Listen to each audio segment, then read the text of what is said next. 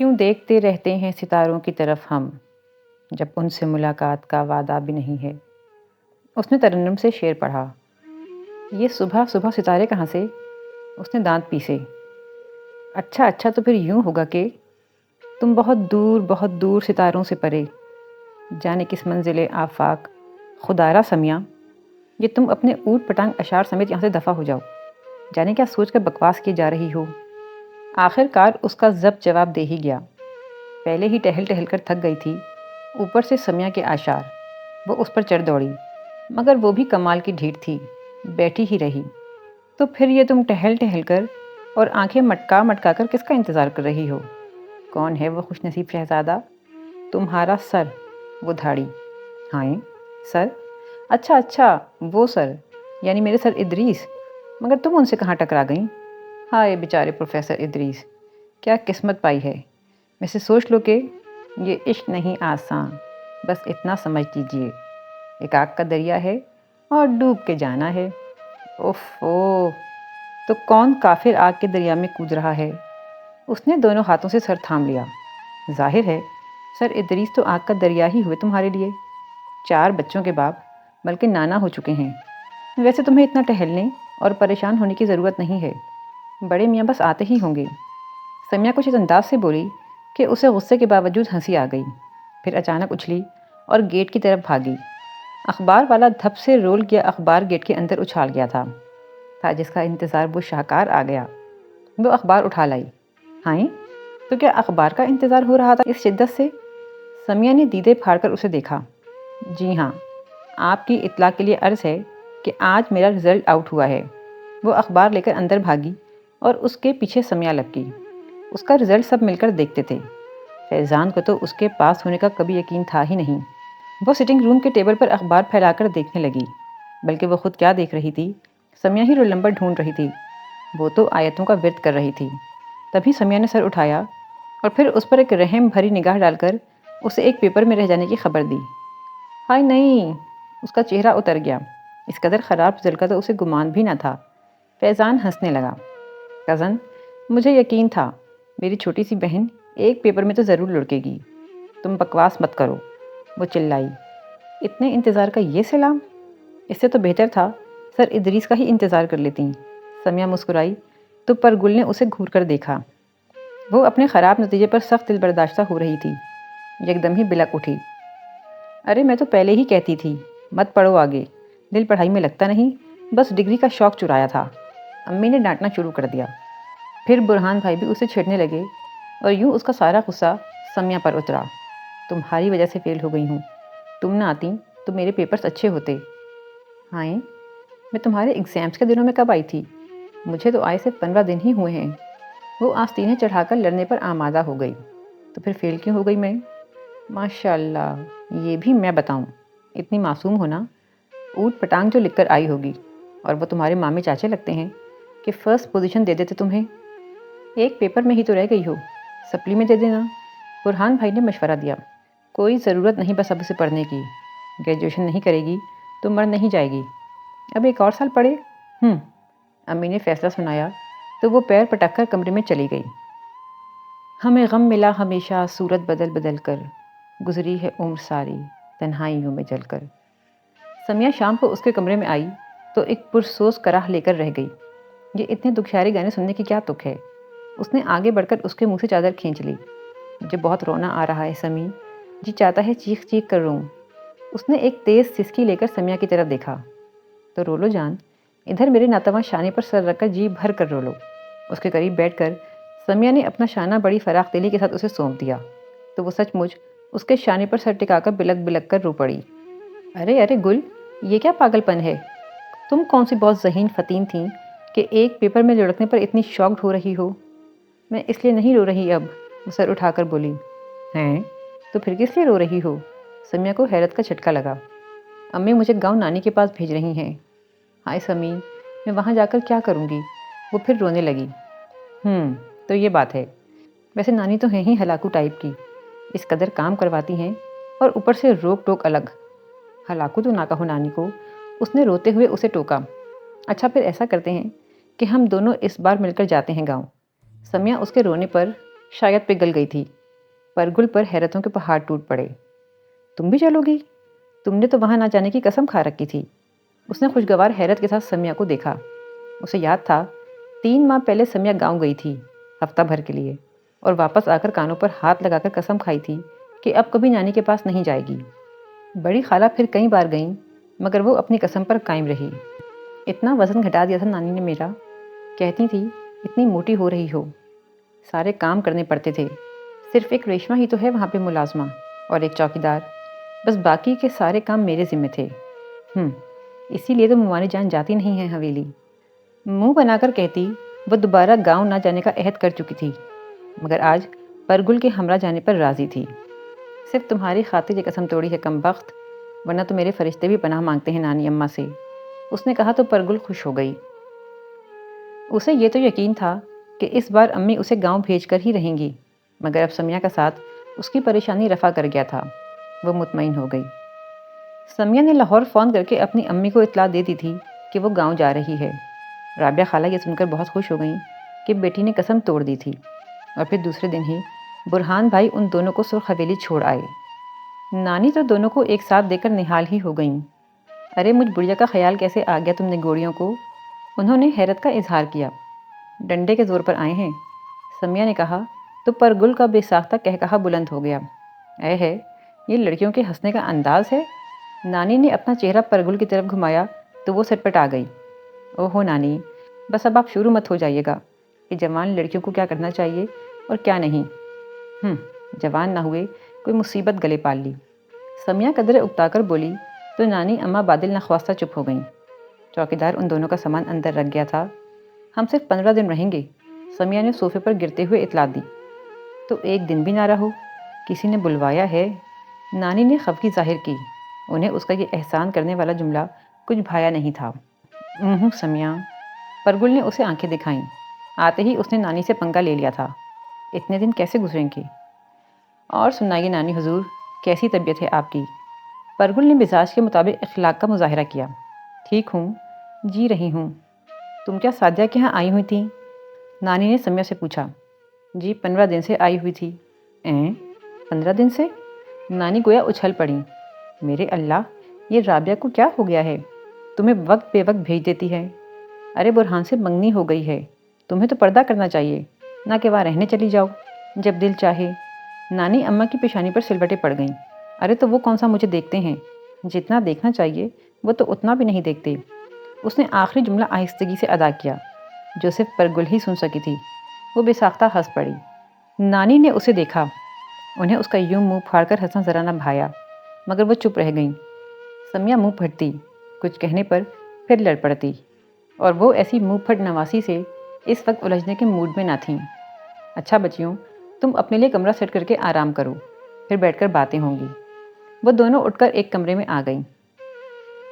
ارے دیکھو تو سمیہ، کتنا حسین موسم ہو رہا ہے، اور یہ منظر دیکھو، نانی اماں کا گاؤں کتنا خوبصورت ہے۔ پرگل دریچے میں جا کھڑی ہوئی اور باہر جھانکنے لگی۔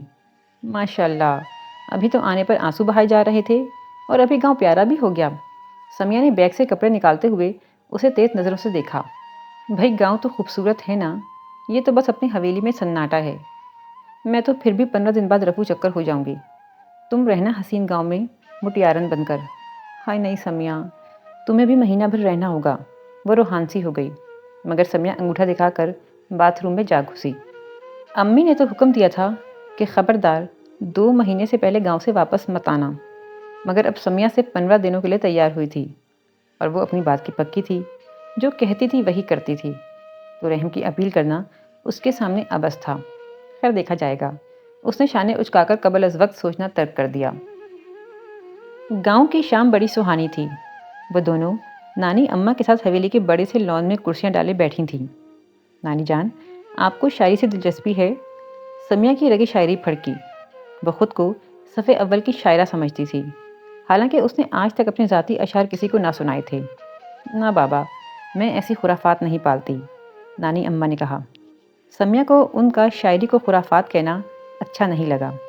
شاعری خرافات کب سے ہو گئی؟ شاعری تو حساس دلوں کی آواز ہے، جذبوں کا اظہار، اور فار گاڈ سیک سمی، تم اپنا پوائنٹ آف ویو سب پر تو لاگو مت کرو۔ نانی کی مرضی؟ انہیں نہیں پسند شاعری؟ پرگل نے نانی اماں کی پیشانی پر سلوٹوں کا جال بنتا دیکھ کر سمیہ کو مزید گل افشانی سے روک دیا۔ ارے اچھی خاصی زبان ہے، سیدھے سادے انداز میں جذبوں کا اظہار نہیں کر سکتے جو لہک لہک کر شعر پڑھ کر سامنے والوں کے کانوں کا ستیہ ناش مارتے ہیں۔ اپنی اپنی پسند ہے۔ سمیہ نے شانے اچکائے اور کرسی سے کھڑی ہو کر ٹہلنے لگی۔ تو اس لڑکی کے ساتھ نہ رہا کر، کمبخت تجھے بھی اپنے رنگ میں رنگ لے گی۔ نانی سمیہ پر ایک نگاہ ڈال کر پرگل سے بولیں تو وہ ہنس دی۔ ارے نہیں نانو، وہ تو بس یوں ہی چھیڑتی ہے آپ کو، ورنہ وہ تو بہت اچھی ہے۔ نانی جان، اگر آپ کہیں تو ہم لوگ ذرا گاؤں کی سیر کو چلے جائیں؟ ارے ہاں، چلو چلتے ہیں۔ نانی جان سے پہلے سمیہ پٹ سے بولی تو نانی نے اسے چشمے کے اندر سے گھورا۔ کوئی ضرورت نہیں ہے، اتنی شام کو دونوں لڑکیوں کا پھرنا، مجھے یہ باتیں پسند نہیں ہیں۔ گل محمد صبح گڈی لے آئے گا، تم دونوں اس کے ہمراہ چلی جانا۔ ہرگز نہیں، ہم دونوں ابھی اور اسی وقت جائیں گے، سمیہ بگڑ کر بولی۔ اسے نانی اماں کی روک ٹوک سخت ناپسند تھی۔ چلو گل، چلتے ہیں۔ نہیں سمیہ، نانی جان خفا ہوں گی۔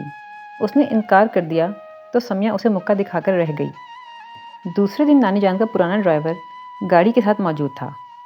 وہ دونوں نانی کی اجازت سے اس کے ساتھ گاؤں کی سیر کو نکل گئیں اور خوب انجوائے کر کے دوپہر کو واپس لوٹیں تو ایک نیا چہرہ اور بالکل نا آشنا وجود نانی اماں کے قریب بیٹھا بڑے مزے سے پاپ کارن پر ہاتھ صاف کر رہا تھا، جو پرگل نانی اماں کے لیے بنا کر رکھ گئی تھی۔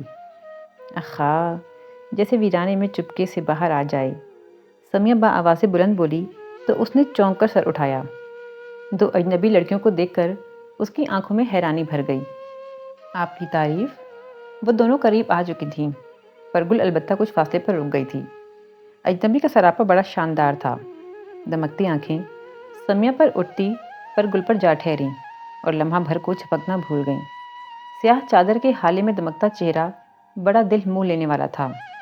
نانو جان، یہ موصوف کون ہیں اور کہاں سے وارد ہو گئے ہیں؟ کوئی اتا پتہ ہے ان کا؟ سمیہ چوکی پر بیٹھ گئی۔ روزم ہے، میری نن کا بیٹا، اور روزم بیٹے، یہ دونوں میری نواسیاں ہیں۔ نانی اماں نے تعارف کروایا۔ نواسیوں کے نام تو یقیناً ہوں گے۔ اس کی نگاہیں پرگل پر جم گئیں۔ جناب کو سمیہ نواز کہتے ہیں اور یہ پرگل میری خالہ زاد۔ سمیہ نے تعارف کروایا۔ مزید تعارف کی ضرورت ہے؟ اس نے پوچھا تو وہ ہنس دیا۔ نہیں، مزید تعارف خود ہی ہو جائے گا۔ ویسے موانی جان، آپ کی نواسیاں پہلے کبھی نظر نہیں آئیں، حالانکہ انہیں دنیا میں آئے تو کافی عرصہ بیت چکا ہے۔ وہ حیران ہوا تھا۔ خیر اب اتنا عرصہ بھی نہیں بیتا ہماری پیدائش کو۔ سمیہ نے منہ بنایا تو پرگل بے ساختہ ہنسی کو روک نہ سکی، مگر پھر نانی کی نگاہوں سے گھبرا کر ہنسی دبا لی۔ ارے نگوڑیوں کو مجھ سے محبت ہوتی تو آتی نا، بس اماں ابا زبردستی بھیج دیتے ہیں تو سالوں میں منہ دکھا جاتی ہیں۔ نانی اماں قدرے دل گرفتہ انداز میں بولیں۔ مجھے تو سچی گاؤں سے بڑی وحشت ہوتی ہے۔ ہم تو کہتے ہیں نانی کو کہ شہر آ جائیں وہ بھی، ماموں بھی تو شہر میں رہتے ہیں نا۔ سمیہ پلیٹ سے پاپ کارن اٹھا کر منہ میں ڈالتے ہوئے بولی تو نانی جان نے اسے خشمگی نگاہوں سے گھورا۔ ارے میں کیوں شہر آنے لگی؟ تمہیں گاؤں نہیں پسند تو نہ آیا کرو۔ ویسے حیرت ہے کہ گاؤں بھی کسی کو ناپسند ہو سکتا ہے۔ میرا بس چلے تو میں تو یہیں تا عمر رہ جاؤں۔ اتنی پرسکون جگہ، تمام آلودگی سے پاک، جہاں خلوص اور محبت کی فراوانی ہے، بے غرض چاہتے ہیں، کوئی تعصب نہیں، کوئی نفرت نہیں۔ خیر یہ تو میرا پوائنٹ آف ویو ہے اور ضروری نہیں کہ آپ اس سے متفق ہوں۔ وہ کھڑا ہو گیا تھا۔ ارے روزم کہاں چلے؟ نانی اسے اٹھتے دیکھ کر بولیں۔ کھانا کھا کر ہی جانا؟ نہ بابا نہ، آپ کی بنت حوا کا کھانا میرے حلق سے نیچے نہیں اترتا۔ اس نے ریشمہ کی طرف اشارہ کیا۔ ارے نہیں، آج تو پرگل اور سمیہ مل کر بنائیں گی۔ نانی جان کی بات پر دونوں کے چہرے اتر گئے۔ نانی جان میں تو بہت تھک گئی ہوں۔ سمیہ نے زبردست قسم کی انگڑائی لے کر تھکن کی طرف اشارہ کرنا چاہا، مگر وہ نانی جان ہی کیا جو ایسے ہیلو بہانوں میں آ جائیں۔ خبردار جو ڈرامہ کرنے کی کوشش کی، میں نے تم دونوں کو صرف سیر سپاٹے کے لیے نہیں بلوایا ہے۔ چلو جاؤ اور ریشمہ کا ہاتھ بٹاؤ۔ اے ہے گل، تم کھڑی کیا منہ دیکھ رہی ہو؟ نانی کا رخ پرگل کی طرف ہوا تو وہ سٹ پٹ آ گئی اور کچن کی طرف بڑھ گئی۔ سمیہ بھی ایک دو ہتھڑ کھا کر کچن میں آ گئی تھی۔ ویسے گل، نانو کی نن کا بیٹا تو زبردست قسم کا ہے نا؟ سمیہ پیاز سرخ کرتے ہوئے بولی۔ ہوگا۔ کیا مطلب؟ تم نے دیکھا نہیں کیا؟ دیکھا ہے بھئی، اور تم سنبھل کر رہو، آخر کو برہان بھائی کی امانت ہو۔ پرگل کی بات پر سمیہ نے زوردار قہقہہ لگایا۔ بڑی خبیث ہو۔ سارے خواب بھگ سے اڑا دیے۔ ویسے بندہ دلچسپ ہے، آتا رہا تو بوریت نہیں ہوگی، ورنہ تو نانی کی باتیں سن سن کر تو میرا جی اوب گیا تھا۔ ہائے ہائے، ایسے تو نہ کہو سمی، پرگل نے اسے ٹوکا، وہ ہماری بزرگ ہیں۔ کیا کھانا تیار ہو گیا؟ وہ کچن کے دروازے پر پھیل کر کھڑا ہو گیا۔ جی ابھی تو نہیں، کہیں تو ہم چولہے پر بیٹھ جائیں؟ سمیہ پلٹ کر بولی۔ نہ بھائی، آپ جیسی ثقیل چیزیں ہضم نہیں ہوں گی مجھ سے۔ ہاں البتہ ان کے بارے میں، اس نے پرگل کی طرف دیکھتے ہوئے دانستہ جملہ ادھورا چھوڑ دیا۔ آپ پلیز باہر بیٹھیے، بس ابھی تیار ہو جائے گا۔ پرگل کو مجبوراً بولنا پڑا۔ اس کی موجودگی اس کے لیے الجھن کا باعث بننے لگی۔ بڑی بڑی سحر انگیز آنکھیں مسلسل اسی پر مرکوز تھیں۔ میرا تو خیال تھا کہ اگر میں یہیں کھڑا رہا تو آپ لوگ کھانا جلد بنا لیں گے اور زیادہ لذیذ بھی، روزم نے کہا تو پرگل جو قیمہ بھون رہی تھی مسکرا دی۔ کوئی جلدی نہیں بنے گا، سمیہ تڑک کر بولی تو روزم نے اسے گھورا۔ ان پر زبان بندی کا حکم ہے کیا، جو ان کے حصے کے سارے جواب بھی آپ ہی دیتی ہیں؟ وہ پرگل کی مسلسل خاموشی پر قدرے چڑھ کر بولا۔ یہی سمجھ لیجیے محترم، میں ان کی دوست ہوں اور کزن ہوں اور ہونے والی بھابھی بھی ہوں۔ یہ آخری رشتہ بے مزہ ہے، وہ برجستہ بولا تو پرگل نے چونک کر اسے دیکھا، جبکہ سمیہ حلق پھاڑ کر ہنسنے لگی۔ اسی دم نانی جان وہاں سے گزریں تو رک گئیں۔ روزم، یہ تم یہاں گھسے کیا کر رہے ہو؟ باہر نکلو، اور سمیہ 1000 دفعہ کہا ہے جو منہ پھاڑ کر نہ ہنسا کرو، مگر تمہارے کانوں پر تو جوں رینگے تب نہ۔ روزم ان کی آواز پر جلدی سے باہر نکل آیا۔ بھوک لگ رہی تھی ممانی جان، مگر آپ کی نواسیاں بے حد سست الوجود ہیں۔ اس سے تو اچھی ریشمہ ہے، مجھے دیکھتے ہی جھٹ پٹ کھانا سجا کر سامنے لے آتی ہے، وہ کہتا ہوا نانی کے ساتھ ہو لیا۔ یہ حقیقت تھی کہ اس کے آنے سے حویلی میں رونق سی ہو جاتی تھی۔ وہ نانی کی چھوٹی نند کا اکلوتا بیٹا تھا، قریبی شہر میں رہنے کے باعث اکثر ہی نانی کے پاس آ جایا کرتا تھا۔ ان دونوں نے یہ بات خاص طور پر محسوس کی تھی کہ وہ نانی جان کا خصوصی پیار وصول کرتا رہا ہے، اور اسے بھی اپنی ممانی سے دلی لگاؤ تھا۔ پرگل پر اکثر ندامت کا احساس غالب آ جاتا، نواسی ہوتے ہوئے بھی وہ سال بھر میں یہاں آتی تھیں، وہ بھی 2-3 دن کے لیے، اور وہ نند کا بیٹا ہوتے ہوئے بھی ان کے پاس آتا رہتا تھا۔ اس نے سمیہ سے بھی یہ بات کہی تو اس نے بے نیازی سے شانے اچکا دیے۔ بھئی برداشت کا مادہ خاصا ہے اس میں کہ روز آ جاتا ہے نانی کی نصیحتیں سننے۔ وہ ہمیشہ کی طرح گستاخی سے بولی تو پرگل چپ ہو گئی۔ سمیہ اور نانی کی بنی ہی کب تھی کہ وہ ان کی حمایت میں بولے گئے ایک لفظ کو بھی برداشت کر پاتی۔ اس دن سمیہ نانی جان کی اجازت کے بغیر اسے بھی اپنے ساتھ گھسیٹ کر حویلی سے باہر چلی آئی تھی۔ پرگل نے 1000 سمجھایا مگر وہ ٹس سے مس نہ ہوئی، اور جب دونوں واپس لوٹیں تو حویلی میں گویا بونچھال آ چکا تھا۔ نانی کا غصہ عروج پر پہنچا ہوا تھا۔ وہ سمیہ پر برس پڑیں، جانتی تھی کہ یہ حرکت اسی کی ہے اور پرگل کو بھی ساتھ زبردستی گھسیٹ کر لے گئی ہوگی۔ اے سمیہ، اب سدھر جا، میں کہہ دیتی ہوں، یہاں رہنا ہے تو میرے اصولوں کی پابندی کرو۔ حد ہو گئی ہے، جوان جہان لڑکیاں بنا پوچھے تنہا ہی نکل پڑیں، نہ وقت کا احساس نہ ماحول کا۔ ارے توبہ میری، رابعہ نے تو بیٹی کو بگاڑ کر رکھ دیا ہے۔ ہم یہاں آپ کے ملازم بن کر نہیں آئے، وہ دو بدو بولی۔ پلیز سمی، پرگل نے اسے روکنا چاہا، وہ نانی کے غصے سے خوفزدہ ہو گئی تھی، اور دوسری طرف سمیہ کی بدزبانی سے بھی۔ ارے کم بخت، کتنے کام کر دیے ہیں تو نے، کون سا ملازمہ بنا کر رکھا ہے میں نے؟ سارا دن سیر سپاٹے کرتی پھرتی ہے یا ٹھٹے لگاتی رہتی ہے؟ 1000 دفعہ کہا ہے روزم آئے تو اس کے سامنے ڈھنگ سے دوپٹہ اوڑھ کر بیٹھا کرو، مگر مجال ہے جو کسی بات پر عمل کیا ہو۔ نانی جان کتنی ہی دیر بولتی رہیں، پھر تھک کر خاموش ہو گئیں۔ اس دن پرگل سخت اداس ہو گئی تھی، فضا مگدر ہو گئی تھی۔ نانی جان اپنے کمرے میں بند تھیں اور سمیہ اپنے کمرے میں۔ وہ ملول سی یہاں وہاں ٹہلتی رہی۔ تب روزم گدگناتا ہوا آ گیا، پرگل کو کوریڈور میں ٹہلتے دیکھ کر رک گیا۔ Any problem girl? وہ اس کے سامنے آ گیا، سفید سوٹ پر سرخ شال اوڑھے وہ سخت اداس ہو رہی تھی۔ وہ اس کی آواز پر چونکی۔ جی نہیں، وہ دراصل سمیہ ناراض ہے۔ خوب، تبھی ماحول پرسکون سا ہے۔ وہ لاپرواہی سے ہنس دیا۔ پرسکون یا اداس ہے؟ پرگل کو اس کی ہنسی زہر لگی۔ مس گل، کیا آپ اس کے بغیر کچھ بھی نہیں ہیں؟ اس نے کچھ سوچ کر استفسار کیا۔ اس کا لہجہ عجیب سا تھا، وہ کچھ سمجھ نہ پائی، بس بڑی بڑی آنکھیں کھول کر اسے دیکھ کر رہ گئی۔ میں سیدھا سا سوال پوچھا ہے کہ کیا اس کے بغیر آپ زندہ نہیں رہ سکتی؟ اس نے اپنا سوال مختلف انداز میں دہرایا، پھر اس کی آنکھوں میں جھانکتے ہوئے بولا۔ وہ لڑکی آپ پر مکمل طور پر حاوی ہے، اس سے دور رہیے ورنہ اس کی صحبت آپ کو بگاڑ دے گی۔ Shut up. پرگل کا چہرہ تپ اٹھا۔ مسٹر روزم، آپ کو ایسی بات کہنے سے پہلے سوچ لینا چاہیے کہ وہ جانتا ہوں کہ وہ آپ کی دوست، کزن اور ہونے والی بھابھی ہے۔ اس نے اس کی بات کاٹ کر جملہ مکمل کیا اور پھر اس کے قریب سے گزر کر نانی اماں کے کمرے کی طرف بڑھ گیا۔ نانی جان اسے دیکھ کر کھل اٹھیں۔ وہ نانی جان کے پاس بیٹھا خوش گپیاں کرتا رہا۔ نانی جان کا موڈ خوشگوار ہو گیا تھا اور جب وہ ان کے کمرے سے باہر آیا تو سمیہ کچن کے دروازے پر کھڑی پرگل پر برس رہی تھی۔ تمہاری وجہ سے یہاں آنا پڑا، ورنہ میں نے تو یہاں نہ آنے کی قسم کھا رکھی تھی۔ میری یونیورسٹی کی چھٹیاں بھی ختم ہو چکی ہیں، بس اب میں یہاں نہیں رہوں گی۔ نہیں پلیز سمی۔ پرگل کی آنکھیں بھیگ گئیں۔ تو بے وقوف تم بھی چلی چلو نا میرے ساتھ۔ نہیں امی خفا ہو جائیں گی، کم از کم 1 ماہ سے پہلے تو نہیں جا سکتی۔ ویسے سمی، نانی جان اتنی بری تو نہیں ہیں، وہ تو بس ہمارے… اچھا بس میرا منہ نہ کھلواؤ، اس نے بدتمیزی سے اسے جھڑک دیا۔ ماشاء اللہ، کیا احترام ہے بزرگوں کا آپ کے دل میں۔ روزم اس کے سامنے آ گیا۔ ارے آپ کب آئے؟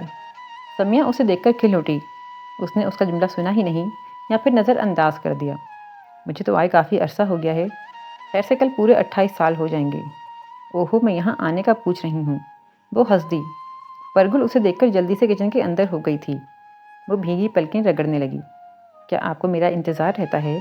اس نے براہ راست سمیہ کی آنکھوں میں جھانکا تو اس کا چہرہ گرم ہو گیا۔ یہی سمجھ لیں، اس نے شگفتہ انداز اختیار کیا۔ اس پراسرار اور ویران حویلی میں کوئی بندہ تو ہو جس سے انسان کھل کر اور دلچسپ باتیں کر سکے۔ ایمان سے میں تو یہاں گھٹ گھٹ کر مر جاتی۔ گویا ہمارا یہاں آنا آپ کے لیے باعث رحمت ہے، مگر ہو سکتا ہے کہ کسی کے لیے باعث زحمت بھی ہو۔ اس نے کچن کی سفید شیشوں والی کھڑکی پر نگاہیں ڈالی۔ وہ بیسن کے پاس کھڑی ان دونوں کی گفتگو سن رہی تھی۔ ارے ایسا ڈیسنٹ بندہ بھلا کس کے لیے زحمت ہو سکتا ہے؟ سمیہ نے اس بے باکی سے اس کی تعریف کر ڈالی کہ روزم جھیم سا گیا۔ جب وہ جانے لگا تو سمیہ اسے چھوڑنے گیٹ تک گئی تھی۔ جب وہ واپس آئی تو اس کا موڈ خوشگوار تھا، ہولے ہولے گنگنا بھی رہی تھی، اور یہ تبدیلی پرگل نے شدت سے محسوس کی۔ اسے روزم پر بے طرح غصہ آنے لگا۔ کس قدر منافق شخص تھا وہ۔ ایک طرف تو سمیہ کے بارے میں نازیبہ جملے کہے تھے اس سے، اور اس کے سامنے کیسا بن گیا تھا جیسے یہی تو سارے جہاں سے عزیز ہے۔ سمیہ ہی بے وقوف ہے جو اسے منہ لگا رہی ہے۔ اس نے کڑ کر سوچا، مگر سمیہ سے کچھ بھی نہ کہہ سکی۔ سمیہ کے دن اب بڑے مزے سے گزر رہے تھے۔ نانی جان اور اس کی جنگ تو یوں ہی جاری تھی، البتہ روزم ملک کے آ جانے سے اس کے چہرے پر بہار آ جاتی۔ ان دونوں کی محفل خوب جمتی تھی۔ نانی جان خاموش بیٹھی ان کی باتیں سنتی رہتیں، کبھی خود بھی شامل ہو جاتیں، کبھی سمیہ کو ڈانٹ بھی دیتیں، مگر پرگل ایک کرسی پر خاموش بیٹھی رہتی۔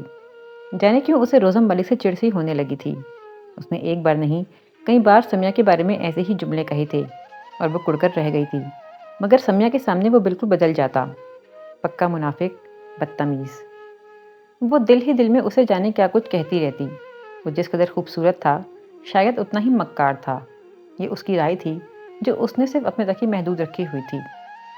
سیاہ کرتا شلوار اور سفید واسکٹ پہنے وہ اس وقت بے تحاشا شاندار لگ رہا تھا، اور اسے بھی شاید اپنی اس وجاہت کا مکمل احساس تھا۔ پرسوں برہان آ رہا ہے، تم ضرور آنا، نانی جان نے اس سے کہا۔ پرسوں صبح تو میں لاہور جا رہا ہوں، کاروبار کے سلسلے میں۔ ارے آپ لاہور جا رہے ہیں تو پھر مجھے بھی ساتھ لے جائیے گا، ویسے بھی مجھے اب جانا ہی تھا۔ سمیہ اس کے جانے کا سن کر جلدی سے بولی تو نانی جان نے اسے گھورا۔ اے ہے لڑکی، تو پھر برہان کو کیوں بلوایا ہے؟ وہ بھی تو تمہیں ہی لینے کے لیے آ رہا ہے۔ وہ تو شام کو آئیں گے نا، اور میں صبح چلی جاؤں گی، اور جب روزم سیدھا لاہور ہی جا رہے ہیں تو میں برہان کو کیوں تکلیف دوں؟ وہ بے نیازی سے بولی۔ کیوں گل، تمہارا کیا خیال ہے؟ پر گل نے سر اٹھا کر اسے دیکھا۔ تو تم جا رہی ہو سچ مچ؟ اس کی آواز میں رو دینے کا تاثر پیدا ہو گیا۔ اس کا چہرہ پل بھر میں بجھ کر رہ گیا تھا اور آنکھوں میں اداسی سمٹ آئی تھی۔ پھر میں تنہا کیا کروں گی یہاں رہ کر؟ بھئی یہ تمہارا پرابلم ہے، میں تو کہتی ہوں تم بھی چلی چلو۔ وہ لاپرواہی سے شانے اچکا کر بولی۔ ٹھیک ہے، میں برہان بھائی کے ساتھ ہی آ جاؤں گی۔ وہ کرسی چھوڑ کر کھڑی ہو گئی اور اپنے کمرے کی طرف بڑھ گئی۔ سمیہ صبح روزم کے ساتھ لاہور جانے کو تیار تھی۔ نانی جان کو سخت برا لگ رہا تھا سمیہ کا یوں روزم کے ساتھ تنہا اتنا لمبا سفر طے کرنا، جبکہ برہان کو بھی شام کو آنا ہی تھا، مگر وہ سمیہ ہی کیا جو نانی جان کی کسی بات کو تسلیم کر لیتی اور ان کے حکم کو بجا لاتی۔ وہ ڈھٹائی سے تیار ہو کر روزم کے ساتھ چلی گئی۔ پر گل نے بھی ہمت کر کے جانے کا تہیہ کر لیا۔ نانی جان اس کے جانے کا سن کر خاموش ہو گئیں۔ برہان بھائی شام سے پہلے ہی آ گئے تھے، مگر جب انہیں پتہ چلا کہ سمیہ روزم کے ساتھ جا چکی ہے تو ان کے چہرے پر ایک رنگ آ کر گزر گیا، مگر انہوں نے نہ غصہ ظاہر کیا نہ ناگواری کا کوئی اظہار کیا۔ ہاں، البتہ پرگل کو ساتھ جانے سے انکار کر دیا۔ کیوں آخر؟ سمیہ بھی تو چلی گئی ہے۔ وہ رونے لگی۔ گل، یہ کیا بچپنا ہے؟ اگر نانی جان کے پاس تھوڑے دن رہ لوگی تو مر نہیں جاؤ گی، اور پھر دیکھو نانی اماں کتنی کمزور ہو گئی ہیں۔ سمیہ کی یونیورسٹی بھی ہے، مگر تمہیں کون سا آگے پڑھنا ہے یا کوئی دوسرے کام کرنے ہیں؟ وہ اسے ڈانٹ کر چلے گئے، اور پرگل بے بسی سے رو دی۔ روزم 2 دن کے بعد حویلی آیا تھا۔ اس وقت وہ ریشمہ سے کڑھائی سیکھ رہی تھی، اور اس وقت نانی جان کا سفید شیفون کا دوپٹہ کاٹ رہی تھی۔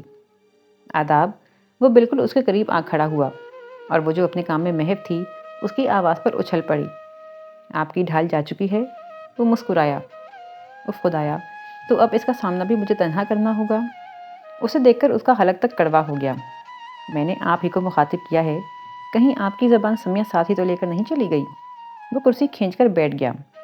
سمیہ جا چکی ہے، اس لیے اب آپ کا یہاں آنا بے سود ہے۔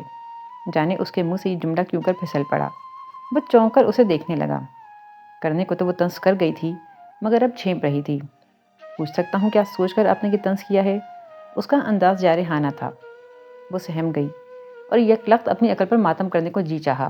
ایسے خطرناک بندے کو چھیڑنے کی کیا ضرورت تھی؟ وہ جو سمجھ چکی تھی اپنے تک ہی محدود رکھتی، اسی میں عافیت تھی، مگر ہائے، یہ بغیر ہڈی کے زبان۔ اس کا سر جھک گیا۔ نانی جان اندر کمرے میں ہیں، اس نے جان چھڑانی چاہی۔ مجھے جواب ممانی سے نہیں، آپ سے مانگنا ہے۔ اس نے لب بھینچ کر اسے دیکھا تو وہ کھڑی ہو گئی۔ آخر وہ کیوں اس کی دھونس میں آ رہی ہے؟ میں نے جو محسوس کیا ہے وہی کہا ہے، کوئی طنز نہیں کیا۔ وہ ہمتیں مجتمع کر کے تڑخ کر بولی، اور تقریباً بھاگ کر اپنے کمرے میں غائب ہو گئی۔ پرگل صاحبہ، تم نے تو ابھی کچھ سمجھا ہی نہیں ہے۔ وہ مٹھیاں بھیجے اسے دیکھتا رہا۔ ارے بیٹا، تم کب آئے؟ نانی جان جائنماز اٹھا کر باہر آئیں تو اسے دیکھ کر کھل اٹھیں۔ بس ابھی آیا ہوں۔ خیر سے سمی کو چھوڑ آئے؟ برہان بھی آیا تھا اسی شام۔ اچھا، اس نے سر ہلا دیا۔ اس کا موڈ سخت خراب ہو چکا تھا۔ جانے اس لڑکی نے کیا سوچ کر اتنی بڑی بات کہہ دی تھی۔ وہ کھڑا ہو گیا۔ جا رہی ہو کیا؟ جی بس ممانی جان، سلام کرنے آیا تھا۔ امی نے بھی سلام بھجوایا ہے، شاید وہ 1-2 دن میں چکر لگائیں۔ ہاں، جاذبہ کو میرا سلام کہنا اور ضرور لے کر آنا اسے۔ نانی جان کے لہجے میں اپنی نن کا نام لیتے ہوئے مٹھاس گھل گئی۔ وہ چلا گیا اور پھر کئی دن تک نظر ہی نہیں آیا۔ پرگل سارا دن حویلی میں بے مقصد چکر لگاتی رہتی اور کبھی ریشمہ کا ہاتھ بٹا دیتی۔ کبھی کبھی اس پر بوریت کا شدید غلبہ طاری ہوتا تو وہ سوچتی کہ کاش روزم ہی آ جاتا۔ اس سے نہ سہی نانی جان سے تو باتیں کرتا تھا، حویلی میں رونق تو رہتی تھی، اور پھر نانی جان کا دل بھی بہلا رہتا تھا۔ شاید اس کی بات نے اسے ناراض کر دیا تھا۔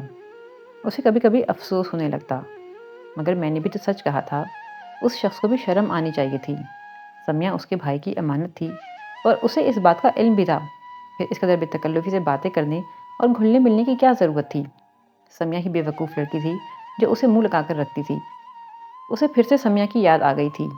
کتنی پیاری دوست اور ہمدرد تھی۔ ہائے، مگر نانی جان سے کتنا جھگڑتی تھی۔ وہ لان میں ٹہلتے ہوئے سمیہ کے بارے میں ہی سوچ رہی تھی۔ اسے احساس تک نہ ہوا تھا کہ بوگن ویلیا کی باڑ کے پاس روزم ملک کھڑا اسے دیکھ رہا تھا۔ وہ چونکی اس وقت جب وہ بڑے بڑے قدم اٹھاتا اندر کی طرف جا رہا تھا، یوں جیسے اسے مکمل نظر انداز کر گیا ہو۔ اسے اتنے دن بعد دیکھ کر اسے کوئی انوکھی خوشی تو نہ ہوئی، البتہ ایک نامانوس سا احساس دل پر ہلکورے لینے لگا۔ مگر وہ اندر نہ گئی اور لان میں ہی ٹہلتی رہی، مگر جب خنکی بڑھنے لگی تو مجبوراً اسے اندر آنا پڑا۔ وہ نانی جان کے سامنے چوکی پر سر جھکائے بیٹھا تھا۔ دونوں کے درمیان ایک گہری خاموشی چھائی ہوئی تھی۔ گل، وہ سامنے سے گزری تو نانی جان نے اسے بلایا۔ وہ چلتی ہوئی ان کے قریب آ گئی۔ بیٹھو۔ وہ سامنے کرسی پر ٹک گئی۔ اس کا دل انجانے خوف سے لرزنے لگا۔ میں چلوں گا ممانی جان۔ وہ کھڑا ہو گیا اور نانی جان کی طرف سے کوئی جواب سنے بغیر پلٹ کر باہر نکل گیا۔ سمیہ نے برہان سے شادی کرنے سے انکار کر دیا ہے اور انگوٹھی بھی واپس کر دی ہے اس نے۔ چند لمحے توقف کے بعد نانی جان نے اس کے سر پر گویا بم بلاسٹ کیا تھا۔ وہ تھرا اٹھی۔ کیا؟ ہاں، یہی ہونا تھا۔ میں جانتی تھی۔ سمیہ کے انداز بھی بالکل رابعہ کی طرح ہیں۔ ارے میں یوں ہی تو نہیں روکتی ٹوکتی تھی، اسے نصیحتیں نہ کرتی تھی، اس لیے کہ میں خوفزدہ تھی اس سے، اس کے طور طریقوں سے۔ نانی جان کا لہجہ بھیگ گیا، وہ شجدر سی رہ گئی۔ سمیہ سے ایسی امید تو اسے ہرگز نہ تھی۔ وہ برہان بھائی کی پسند تھی، اور پھر اس نے تو کبھی کوئی ایسا تاثر نہ دیا تھا جس سے اندازہ ہوتا کہ وہ برہان بھائی کو ناپسند کرتی ہے۔ یقیناً یہ سب روزم ملک کی وجہ سے ہوا ہے۔ اس شخص کی ہی کوئی شاطرانہ چال ہوگی، اور اسی نے سمی کو برہان بھائی کے خلاف بہکایا ہوگا۔ سمی تو بھی بہت بھولی ہے، اسی شخص نے اسے سبز باغ دکھائے ہوں گے۔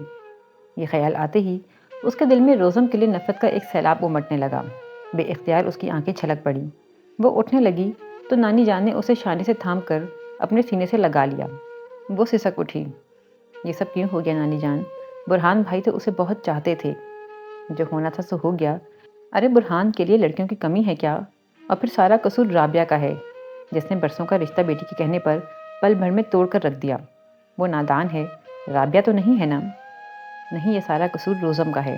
یہ فتنہ اسی کا اٹھایا ہوا ہے۔ اس کا دل چیخ اٹھا۔ وہ تڑپ تڑپ کر رونے لگی، اور نانی جان اس کا سر سہلاتی رہیں اور تسلیاں دیتی رہیں۔ 2 دن بعد فیضان اسے لینے آیا تو اس نے جانے سے انکار کر دیا۔ اس نے یہ کیوں کیا وہ خود بھی نہ سمجھ سکی۔ شاید اس میں اتنی ہمت نہ تھی کہ برہان بھائی کا سامنا کر سکتی اور امی کے آنسو پوچھ سکتی۔ وہ دریچے میں کھڑی تھی۔ باہر کے موسم میں بھی اسے کوئی تازگی یا نغمگی محسوس نہ ہو رہی تھی، حالانکہ آج صبح ہی سے موسم خاصا خوشگوار تھا۔ ٹھنڈی ٹھنڈی ہوائیں چل رہی تھیں، مگر اسے کچھ بھی اچھا نہ لگ رہا تھا۔ روزم کی جیپ پورچ میں آ کر رکی۔ وہ نیچے اتر کر اندر کی طرف آ رہا تھا۔ اسے دیکھ کر اس کی آنکھوں میں شعلے سے لپک اٹھے۔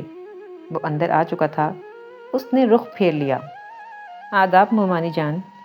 وہ اپنی مخصوص کرسی پر بیٹھ گیا۔ بڑے دنوں بعد شکل دکھائی۔ نانی جان نے تسبیح تکیے کے نیچے ڈال دی۔ آج ذرا گل کو باہر گھما لاؤ، سارا دن کمرے میں بند پڑی رہتی ہے، نانی جان نے کہا تو اس کا دل دھڑک اٹھا۔ وہ اس شخص کے ساتھ جانے کا کہیں سوچ بھی نہیں سکتی تھی، اور یہ نانی جان کیا کہہ رہی تھیں؟ وہ پریشان ہو گئی۔ جی ضرور، جو حکم آپ کا، اس نے شگفتگی سے کہہ کر اس کی طرف دیکھا۔ گل نے نفرت سے ہونٹ بھینچ لیے اور کمرے سے نکل گئی، مگر کچھ ہی دیر بعد وہ اس کے سر پر مسلط تھا۔ آئیے جناب، آپ کو گاؤں کی سیر کرا لاؤں۔ شکریہ، آپ کو زحمت کرنے کی کوئی ضرورت نہیں ہے، اس نے تڑک کر کہا۔ یہ زحمت نہیں، رحمت ہوگی میرے لیے، بلکہ نعمت۔ وہ بھی کمال ڈھیٹ تھا۔ ہاں چلی جاؤ بیٹی۔ نانی جان کہیں پیچھے ہی کھڑی تھیں۔ سارا دن کمرے میں بند پڑی رہتی ہو، مرجھا کر رہ گئی ہو، باہر نکلو گی تو دل بہل جائے گا۔ مگر نانی جان، اس نے نانی جان کو دیکھا اور پھر اس شخص کو جو اسے ہی دیکھ رہا تھا۔ اگر مگر کچھ نہیں، نانی جان نے اسے خشمگی نظروں سے دیکھا۔ بیمار کر کے بھیجوں گی کیا تجھے شہر؟ جاؤ، نانی جان کے لہجے میں حکم تھا، اور اس کے اندر تو فرما برداری کوٹ کوٹ کر بھری تھی۔ وہ خاموش ہو گئی اور کمرے میں جا کر اونی چادر اٹھا کر اس کے ساتھ گاڑی میں آ کر بیٹھ گئی۔ اسے کئی دن ہو گئے تھے حویلی سے باہر نکلے ہوئے۔ جب سے سمیہ گئی تھی وہ حویلی کے گیٹ تک بھی نہ گئی تھی، اور برہان بھائی کی منگنی ٹوٹنے کی خبر سن کر تو وہ جیسے اپنے کمرے ہی کی ہو کر رہ گئی تھی۔ یہ فرما برداری آپ پر بہت زیب دیتی ہے، وہ ہنسا، مگر اس نے کوئی جواب نہیں دیا اور یکبستہ شیشے پر چہرہ ٹکا دیا۔ اس شخص سے اسے کوئی سروکار نہ تھا، وہ تو بس نانی جان کے کہنے پر اس کے ہمراہ چلی آئی تھی۔ وہ خاصی تیزی سے گاڑی اڑا رہا تھا، اور وہ خاموشی سے گزرتے منظروں کو دیکھتی رہی۔ برہان کی منگنی ٹوٹنے کا ذمہ دار آپ مجھے ٹھہرا رہی ہیں؟ چند لمحے خاموشی کے بعد اس کی آواز ابھری تو اس نے چونک کر سر اٹھایا۔ اگر میں کہوں ہاں تو ظاہر ہے پھر آپ اپنی صفائیاں پیش کریں گے۔ اس کا لہجہ تلخ ہو گیا۔ اس کے اندر جانے ان دنوں میں کتنا زہر بھر گیا تھا اس کے خلاف۔ نہیں، میں بے بنیاد اور جھوٹے الزام پر صفائیاں پیش کرنا پسند نہیں کرتا۔ صفائیوں کی انہیں ضرورت ہوتی ہے جو مجرم ہوتے ہیں۔ اس کا لہجہ سادہ تھا۔ گاڑی بے حد خوبصورت جگہ پر رک چکی تھی۔ وہ نیچے اتر آئی۔ وہ اس موضوع پر مزید کوئی بات کرنا نہیں چاہتی تھی، مگر وہ اس کے پیچھے چلا آیا۔ اونچے اونچے درختوں میں گھری یہ جگہ بے حد دل فریب تھی۔ پھولوں اور پھلوں کی ملی جلی خوشبو چاروں طرف بکھری ہوئی تھی۔ سمیہ کا جرم آپ مجھ پر کیوں تھوپ رہی ہیں، جبکہ میں اس موضوع پر کوئی بات کرنا نہیں چاہتی۔ میں ناسمجھ بچی نہیں ہوں کہ کچھ نہ سمجھوں۔ اس نے تیزی سے اس کی بات کاٹ دی اور رخ پھیر لیا۔ ویسے برہان بچ گیا ہے، شراب۔ اس کا چہرہ لال سرخ ہو گیا، مگر وہ اس کے سامنے سے ہٹ گیا اور سامنے پھولوں کے پاس بیٹھ کر رنگ برنگے پھول توڑ توڑ کر گلدستہ بنانے لگا۔ وہ ایک نفرت بھری نگاہ اس پر ڈال کر رہ گئی۔ اسے اپنے یہاں آنے پر پچھتاوا ہونے لگا۔ انکار کر دیتی تو نانی جان کتنا زبردستی کر لیتی۔ اسے رہ رہ کر اپنی امن پسند طبیعت اور تابعدارانہ مزاج پر غصہ آنے لگا۔ مس گل، آپ بھی اس طرف آ جائیے۔ آپ کا دل نہیں چاہتا اتنے ڈیسنٹ اور خوبصورت دوست کے ساتھ پھول چننے کا؟ وہ وہیں سے چلایا اور پرگل کا دل چاہا ابھی اور اسی وقت بھاگ جائے۔ سیاہ شلوار سوٹ میں پھولوں کے درمیان بیٹھا وہ دھیمی مسکراہٹ کے ساتھ پھول چن رہا تھا۔ اس کا سراپا بلا شبہ دلکش اور دل موہ لینے والا تھا۔ کاش دل بھی اچھا ہوتا، اس نے کڑ کر سوچا اور پھر وہاں سے دور ہٹ گئی۔ وہ اس کی آواز بھی نہیں سننا چاہتی تھی۔ کچھ ہی دیر بعد وہ پھر اس کے سر پر موجود تھا۔ اس نے بس لمحہ بھر اس کی آنکھوں میں دیکھا اور گھبرا کر پلکوں کی باڑ جھکا لی۔ خوبصورت سحر انگیز آنکھیں تبسم لٹا رہی تھیں۔ گل، گو کہ تمہیں پھولوں کی ضرورت نہیں ہے، مگر مجھے اپنے دل کی بات کہنے کے لیے ان پھولوں کا سہارا لینا پڑ رہا ہے۔ میری پسند صرف تم ہو۔ یہ کہہ کر وہ بڑی سرعت سے گاڑی کی طرف بڑھ گیا تھا اور وہ اپنی جگہ سنگی مجسمے کی طرح ساکت رہ گئی تھی۔ یہ سب آنن فانن ہوا تھا۔ اس کے گمان میں بھی نہ تھا کہ وہ اتنی جرأت کا مظاہرہ کرے گا۔ پھر وہ اچانک ہوش میں آ گئی۔ اس کا چہرہ آگ ہو گیا۔ اس نے سارے پھول زمین پہ پٹک دیے اور بھناتی ہوئی گاڑی تک آئی تھی۔ وہ گاڑی سے ٹیک لگائی جیسے اسی کا منتظر تھا۔ مسٹر روزم، میں سمیہ کی طرح بے وقوف اور سیدھی سادھی لڑکی نہیں ہوں کہ آپ کے ہاتھوں کھلونا بن جاؤں۔ مگر اس کا جملہ ادھورا ہی رہ گیا۔ روزم ملک کا ایک زناٹے دار تھپڑ اس کے نرم رخسار پر آ پڑا۔ اس کا گلابی چہرہ خطرناک حد تک سرخ ہو گیا تھا۔ اس نے اس کی سمت دیکھے بغیر بے حد جارحانہ انداز میں ڈرائیونگ سیٹ سنبھال لی اور گاڑی فل اسپیڈ میں آگے بڑھا دی تھی۔ وہ اپنی جگہ جم کر رہ گئی۔ ایک تو قصور سراسر اس کا تھا، اوپر سے تھپڑ مار کر اسے تنہا بھی چھوڑ گیا تھا۔ وہ درد کرتے رخسار پر ہاتھ رکھ کر بلک اٹھی۔ بدتمیز، فراڈی، منافق۔ وہ گھاس کے فرش پر بیٹھ گئی۔ اجنبی جگہ اور اجنبی لوگوں کے درمیان وہ تنہا بیٹھی تھی۔ اسے خوف نے آ گھیرا۔ اس نے روتے ہوئے اپنے اطراف نگاہیں دوڑائیں۔ شام گہری ہو رہی تھی اور آتے جاتے لوگ اپنے آپ میں مست تھے۔ میرے خدا، اسے جھرجھری آ گئی۔ وہ آہستگی سے اپنی جگہ سے اٹھی کہ اتنے میں گل محمد گاڑی لیے اس کی طرف آ گیا۔ گویا اس نے حویلی جا کر گل محمد کو بھیجا تھا۔ اس نے سکون کا سانس لیا اور جلدی سے گاڑی میں آ بیٹھی۔ ارے، اتنی جلدی آ گئیں؟ روزم کہاں ہے؟ نانی جان اس کی اتنی جلدی واپسی پر حیران ہوئی۔ وہ واپس چلے گئے ہیں، بس میرا دل نہیں لگا، اس نے بہانہ تراشا۔ باہر نکلو گی تو دل بہلے گا نا، میں نے روزم سے کہا ہے وہ آیا کرے تو اس کے ساتھ چلی جایا کرو۔ اب تو میرے فرشتے بھی نہیں جائیں گے اس فراڈی کے ساتھ۔ وہ کھولتے ذہن کے ساتھ اپنے کمرے کی طرف بڑھ گئی۔ اسے رہ رہ کر پچھتاوا ہونے لگا کہ وہ اس شخص کے ساتھ گئی ہی کیوں، نہ وہ جاتی اور نہ یہ سب کچھ ہوتا۔ تم مجھے بے وقوف نہیں بنا سکتے روزم ملک، لاکھ تم خوبصورت، ویل مینرڈ اور پرکشش شخصیت رکھتے ہو، مگر میں سمیہ کی طرح احمق نہیں ہوں کہ تمہارے بچھائی جال میں پھنس جاؤں، تمہاری آنکھوں کے سحر میں گرفتار ہو جاؤں۔ سمیہ، یہ تم نے کیا کیا؟ ایسے بدتمیز اور فراڈی شخص کی باتوں میں آ کر میرے ہیرے جیسے بھائی کو ٹھکرا دیا۔ ہائے، جانے کس طرح برہان بھائی نے کہ دکھ سہا ہوگا۔ وہ کتنا چاہتے تھے تمہیں سمی، تم کیا جانو۔ وہ تو بس کسی مضبوط بندھن کے بن جانے کا انتظار کر رہے تھے، پھر دیکھتی تم وہ تمہیں اپنی چاہت میں بھگو دیتے۔ مگر تم شاید بہت بے وقوف یا معصوم تھیں جو اس فراڈی، دغاباز اور منافق شخص کے پھیلائے جال میں پھنس کر ہیرے کو ٹھکرا دیا۔ وہ چہرہ ہاتھوں میں چھپا کر روتی رہی۔ 2 دن بعد وہ پھر عام موجود ہوا۔ وہ ریشما کے ساتھ نانی جان کے کمرے کی صفائی کر رہی تھی۔ وہ ڈھیلے ڈھالے کرتے پر دوپٹے کو کمر کے گرد پھیلائے جالے صاف کر رہی تھی۔ نانی جان تخت پر بیٹھی تسبیح پڑھ رہی تھیں، ساتھ ساتھ ریشما کو ہدایتیں بھی جاری فرما رہی تھیں اور پرگل کو بھی ڈانٹ رہی تھیں۔ بس کر، اب نیچے اتر جا لڑکی، کیا آج ہی ساری حویلی کی صفائی کر ڈالے گی؟ السلام علیکم، کیا ہفتہ صفائی منایا جا رہا ہے؟ وہی شگفتہ اور دل موہ لینے والا انداز اور موہوم سا تبسم۔ سفید شلوار سوٹ میں خاصا فریش لگ رہا تھا، جیسے اس دن کے واقعے کو بھول چکا تھا۔ رات گئی بات گئی کے مصادق۔ ارے اس لڑکی پر تو بس دھن سوار ہو گئی ہے، کہہ رہی ہے پوری حویلی چمکا کر ہی جاؤں گی۔ نانی جان کے آخری جملے پر وہ چونکا۔ تم بیٹھو، امی نہیں آئیں تمہاری؟ نہ کل تم نے شکل دکھائی۔ اس دن بھی گل کو باہر ہی سے چھوڑ کر چلے گئے تھے۔ نانی جان کا حافظہ قابل رشک تھا۔ وہ سوچ کر رہ گیا، جی کل میں جا رہا ہوں پنڈی اور پھر وہاں سے لاہور، اس لیے 2-3 دن بعد ہی واپسی ہوگی، اس کے بعد ہی امی کو لے کر آؤں گا۔ اس نے اپنا پروگرام بتایا اور گرم گرم پکوڑوں پر ہاتھ صاف کرنے لگا جو نانی جان کے سامنے رکھے ہوئے تھے۔ گل نے بنائے ہیں، ماشاءاللہ ہر کام میں طاق ہو گئی ہے۔ نانی جان اسے رغبت سے پکوڑے کھاتے دیکھ کر بولی، تبھی کچھ کڑوے ہیں۔ کڑوے ہیں؟ نہیں، میں نے تو کھائے ہیں۔ نانی جان نے اسے حیرت سے دیکھا۔ اچھا، شاید آپ کے لیے کڑوے نہیں ہوں گے، مجھے تو اس میں مرچیں بھی بہت تیز لگ رہی ہیں۔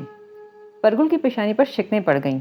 اس نے زور سے جھاڑن زمین پر پٹخا تو نانی جان دہل گئیں۔ اے خدا خیر کرے، میں تو ڈر ہی گئی کہ تم کرسی سمیت نیچے آ گریں کیا۔ انہوں نے دل پر ہاتھ رکھ کر ایک گہری سانس کھینچی۔ پرگل کے لبوں پر ایک تلخ مسکراہٹ بکھر گئی۔ میں نیچے گرنے والوں میں سے نہیں ہوں نانی جان، مجھے اپنے آپ کو سنبھالنا آتا ہے۔ ہائے مومانی جان، یہ آپ کی نواسی کچھ الٹی کھوپڑی کی لگتی ہے۔ خبردار جو میری نواسی کے متعلق غلط بات کہی۔ ماشاءاللہ ایسی پیاری بچی تو میرے خاندان میں کوئی بھی نہیں ہے۔ خوب، ابھی اسے آئے جمعہ 8 دن ہوئے ہیں اور آپ کو دلاری بھی ہو گئی، اور ادھر ہم برسوں سے جوتیاں چٹکھاتے ہوئے بھی بڑے بے آبرو ہو کر تیرے کوچے سے ہم نکلے۔ وہ منہ بنا کر بولا تو نانی جان ہنس دیں۔ ویسے مومانی جان، انسان کو نام سوچ سمجھ کر ہی رکھنے چاہیے۔ اب بھلا گل کیا نام ہوا؟ جسے گلوں کی قدر ہی نہ ہو وہ بھلا گل کہاں سے ہو گیا؟ وہ اندر آئی تو تھی کسی کام کے سلسلے میں، لمحہ بھر ٹھٹکی۔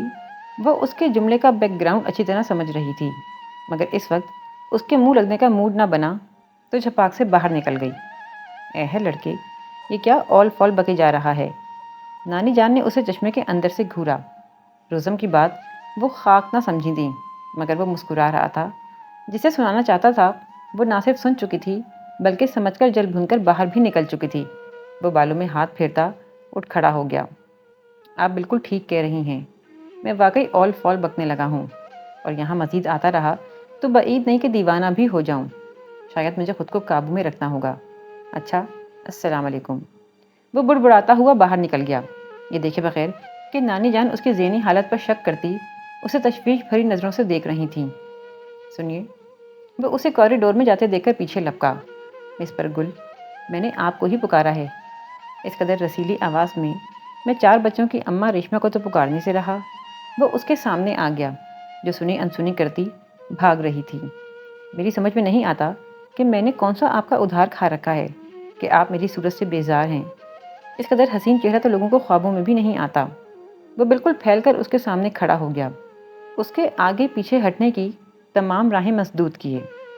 میری بھی ابھی تک سمجھ میں نہیں آیا کہ آپ کی نیچر کیا ہے، وہ بگڑ کر بولی۔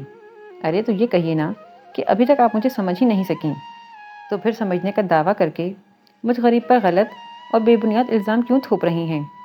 مسٹر روزم، آپ میرے راستے سے ہٹ جائیے، مجھے آپ سے کوئی دلچسپی نہیں ہے، اور نہ ہی میں اس گھسے پٹے موضوع پر بات کرنا چاہتی ہوں۔ وہ چڑ گئی۔ مجھے آپ سے کچھ ضروری باتیں کرنی ہیں، بے حد سنجیدگی کے ساتھ، مگر ابھی نہیں، واپسی پر۔ میں جانتی ہوں آپ کیا نہیں، تم کچھ نہیں جانتی۔ وہ آپ سے تم پر آ گیا۔ اس کے چہرے پر گہری سنجیدگی پھیل گئی تھی۔ اور غلط جاننے سے نہ جاننا بہتر ہے مس پرگل۔ تم میرا 2 دن انتظار کرنا، فرار نہ ہو جانا، یہ سراسر بزدلی ہوگی۔ مجھے امید ہے تم بزدلی کا ثبوت نہیں دو گی۔ اس کے چہرے کے بدلتے تاثرات کو دیکھتے ہوئے اس نے اپنی بات مکمل کی، پھر رکا نہیں اور تیز تیز قدموں سے کوریڈور عبور کر گیا۔ حقیقت؟ تم کیا حقیقت بتاؤ گے؟ وہ تو کھل چکی ہے، اور اب لاہور جانے کا کیا جواز؟ اگر اتنے ہی سچے اور پارسا ہو تو سمیہ کو اپنا لو، یہی اس کے لیے اور تمہارے لیے بہتر ہے۔ اس نے نفرت سے سوچا۔ اس نے تو پنڈی واپس جانے کا مکمل ارادہ کر لیا تھا، مگر اب اسے رکنا پڑا۔ کچھ بھی تھا، وہ روزم ملک کو بتانا چاہتی تھی کہ وہ بزدل نہیں ہے، وہ ہر انکشاف سن سکتی ہے، اور پھر اس میں اتنی ہمت ہے کہ اس کے جھوٹ کو جھٹلا سکے اور اسے آئینہ دکھا سکے۔ اس نے فیضان کو واپس بھیج دیا تھا۔ نانی جان تو بہت خوش ہو گئیں۔ تیرا یہاں دل لگ گیا ہے نا؟ مجھے پہلے ہی خبر تھی۔ اتنا اچھا ماحول اور خوبصورت جگہ بھلا کون چھوڑ سکتا ہے؟ نانی جان کی خوشی قابل دید تھی۔ وہ ہنس دی۔ ہاں، اتنی خوبصورت اور صاف ستھری جگہ پر اگر روزم ملک کا وجود نہ ہوتا تو وہ یقیناً رہ جاتی یہیں، ہمیشہ کے لیے نہ صحیح، سالوں کے لیے تو ضرور۔ دوسرے دن امی اچانک فیضان کے ساتھ آ گئی تھیں۔ وہ نہال ہو گئی، امی کے گلے لگی تو برہان بھائی کا غم یاد آ گیا۔ وہ بلک اٹھی، امی اسے تھپکتی رہیں۔ کیسے آنا ہوا سعدیہ؟ نانی جان بیٹی کو دیکھ کر مسرور تھیں۔ بس اماں، دل چاہا تو آ گئی۔ آپ بہت یاد آ رہی تھیں اور پھر گل کو دیکھے ہوئے بھی کئی دن ہو گئے تھے۔ پر گل نے دیکھا امی کی آنکھوں میں ملال ہلکولے لے رہا تھا۔ وہ بے حد بجھی بجھی تھیں، بیٹے کا غم اور بہن بھانجی کے ہاتھوں خواری۔ تم تو بھائی پوری مٹیارن بن گئی ہو۔ فیضان نے پرگل کے سراپے کو دیکھا جو ڈھیلے ڈھالے سفید کرتے اور بڑے سے دوپٹے میں ملبوس تھی۔ امی ہنس دیں۔ ارے بیٹا، لڑکیاں تو یوں ہی ڈھکی چھپی ہی اچھی لگتی ہیں۔ نانی جان نے فوراً اپنا نظریہ پیش کیا، جس پر کسی نے بھی اعتراض نہ کیا۔ سمیہ ہوتی تو یقیناً بحث پر اتر آتی۔ شام کو امی نانی کے سینے سے لگ کر آنسو بہا رہی تھیں۔ پر گل کچن میں چائے بنا رہی تھی، وہاں اسے امی کی سسکیاں صاف سنائی دے رہی تھیں۔ اماں، رابعہ نے کیوں یہ ستم توڑا؟ سمیہ تو مجھے ہمیشہ سے پسند تھی اور پھر میں نے اسے ہمیشہ اپنے برہان کی دلہن کے روپ میں ہی دیکھا ہے۔ آپ اسے سمجھائیے نا۔ سمی تو نادان ہے، وہ لڑکا یقیناً برہان سے اچھا ہوگا، پر برہان سے اس کا رشتہ برسوں سے طے ہے، خاندان کا ہے۔ اب بھلا کہاں گنجائش رہ جاتی ہے ایسا قدم اٹھانے کی؟ پرگل کے کانوں میں جیسے کوئی پگھلا ہوا سیسا انڈیل رہا تھا۔ وہ شخص روزم ملک ہے امی، جس نے ہماری جنت میں آگ لگائی ہے۔ اس نے آنکھوں میں پھیلتی نمی دوپٹے سے رگڑ دی اور کچن سے باہر نکل آئی۔ اس میں مزید سننے کی تاب نہ تھی۔ روزم ملک جی چاہتا ہے کہ تمہیں زندہ نہ چھوڑوں۔ اس نے کرب سے آنکھیں مون لیں اور غصے سے ریک پر مکہ مارا۔ اسی لمحے اس کی پلکیں لمحہ بھر کو ساکت رہ گئیں۔ بڑی سی گولڈن فریم میں وہ تصویر بلا شبہ بھرپور وجاہت کا شاہکار تھی۔ شاید اس نے چن کر رکھی تھی۔ بلیک پینٹ اور وائٹ شرٹ میں نگاہوں میں معنی خیز مسکراہٹ لیے وہ جیسے اسے ہی تک رہا تھا۔ اس کی پیشانی ارک آلود ہو گئی۔ اس نے ہاتھ بڑھا کر تصویر اٹھائی اور ریک پر الٹی کر کے رکھ دی۔ میں سمیہ نہیں ہوں روزم ملک کہ تمہاری ان حرکتوں پر… اوہ خدا! اس کا حلق آنسوؤں سے بھر گیا۔ وہ بے اختیار تصویر کے قریب سر رکھ کر سسک اٹھی اور کتنی ہی دیر روتی رہی۔ یہ آنسو کیوں بہے تھے وہ خود بھی نہ سمجھ سکی۔ وہ بس روتی رہی اور جب تھک گئی تو صوفے پر گر کر پلکیں مون لیں۔ گل، امی نے اندر جھانکا تو اس نے جلدی سے خود کو سنبھالا۔ آئیے امی۔ کیا سو رہی تھیں؟ نہیں نہیں، آئیے، بس ایسے ہی بیٹھی تھی۔ اس نے بے مقصد مسکراہٹ کے ساتھ امی کو دیکھا۔ امی اس کے چہرے کو بغور دیکھتے ہوئے اس کے سامنے پلنگ کے کنارے پر بیٹھ گئیں۔ اب تم بھی سب بھول جاؤ، جو ہونا تھا سو ہو گیا۔ برہان کے نصیب میں یہی لکھا تھا اور سمیہ کے نصیب میں اس کا کلاس فیلو تھا۔ یہ سب تقدیر کی باتیں ہیں، کسی کا کیا دوش؟ Class fellow? اس نے چونک کر امی کو دیکھا۔ ہاں، سمیہ کی بات طے ہو گئی ہے اس سے، جس کے لیے اس نے منگنی توڑی ہے۔ اس کی یونیورسٹی میں پڑھتا ہے، سہیل نام ہے، بڑے باپ کا بیٹا ہے۔ ہاں، شاید اس کے پاس وہ سب کچھ ہوگا جو ہمارے اور برہان کے پاس نہ تھا۔ امی نے ایک دلسوز آہ کھینچی۔ پرگل تو جیسے سکتے میں رہ گئی تھی۔ سمیہ، سہیل، تو پھر روزم ملک؟ تو کیا اس شخص نے محض سمیہ سے فراڈ ہی کیا تھا؟ اسے سبز باغ دکھا کر برہان بھائی کی آرزوؤں کے گلشن میں آگ لگا کر پیچھے ہٹ گیا تھا؟ میرے خدایا!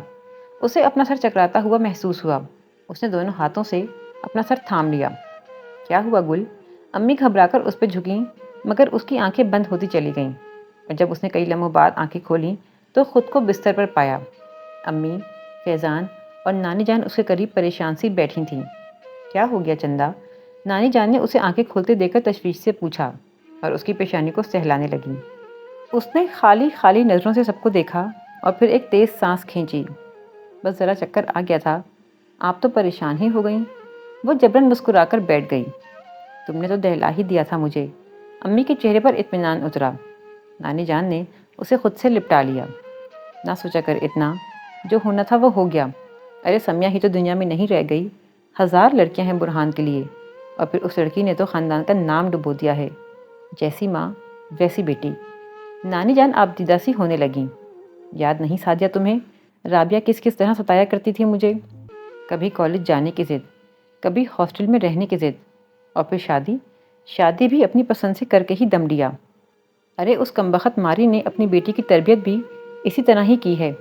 ٹھیک کہتے ہیں، جیسی ماں ویسی بیٹی۔ چھوڑیں نا اماں، آپ بھی کیا لے کر بیٹھ گئی ہیں؟ سمیہ کا قصور نہیں ہے، اور پھر شادی کوئی بچوں کا کھیل تو نہیں ہے، عمر بھر کا ساتھ ہے۔ اس میں لڑکی کی پسند کو ملحوظ خاطر رکھنا ضروری بھی ہے۔ امی نے رابعہ خالہ اور سمیہ کی حمایت کی، پر گل کچھ بھی نہ سن رہی تھی، بس نڈھال سی نانی جان کی باہوں میں پڑی تھی۔